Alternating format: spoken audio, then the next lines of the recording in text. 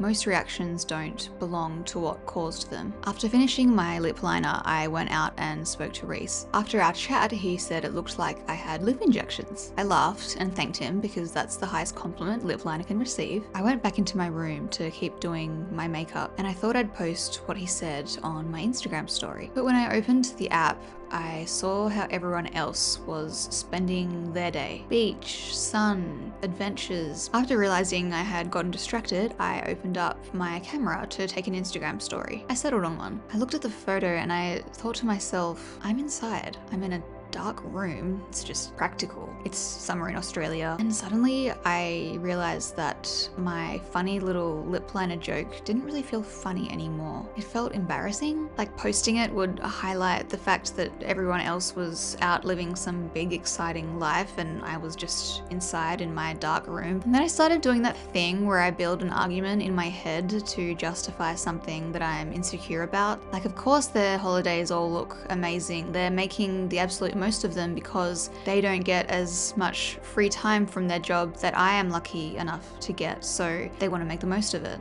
I left my room again to go speak to Reese, and I said to him, stupid social media. If I hadn't opened it and seen what everyone else was doing, then I wouldn't even be comparing myself. He said, it's not social media's fault. Of course, I was caught off guard. I thought he would be the first person to agree with me. He said, it's your own comparison to other people rather than accepting yourself for who you are and being okay with what makes you happy. I made a joke about the I'm in this photo and I don't like it meme, which he didn't understand, but it made me laugh. Instead of feeding into my misguided anger towards social media, he gently redirected it to me, knowing it was my work to do. Because if I had genuinely felt good enough as the person that I am, then none of it would have bothered me. I wouldn't have needed to justify other people's holidays. I wouldn't have needed to point blame. And logically, I know that. But emotions are a lot more persuasive and convincing. Those negative thoughts often creep inside when you didn't even realize you left a door open. It's why people leave mean comments. They're feeling an unwanted emotion, and instead of doing the hard but rewarding work of trying to understand and dismantle it, they take their anger out on whoever was able to open the door they were trying to keep closed. The door I was trying to keep closed was my insecurity about being boring, that I should be spending every moment living life to the fullest. But the irony is that day to day,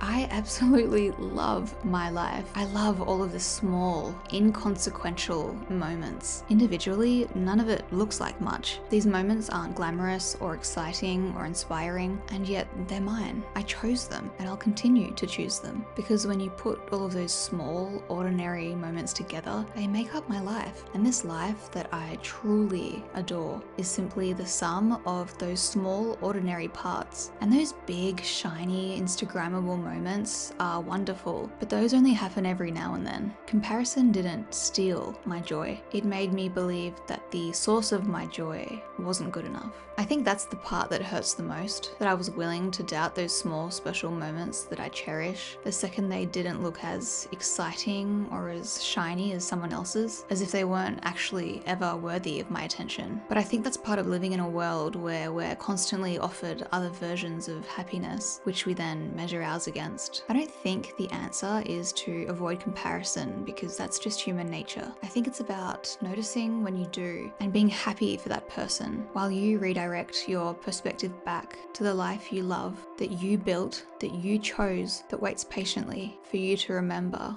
why it feels like home.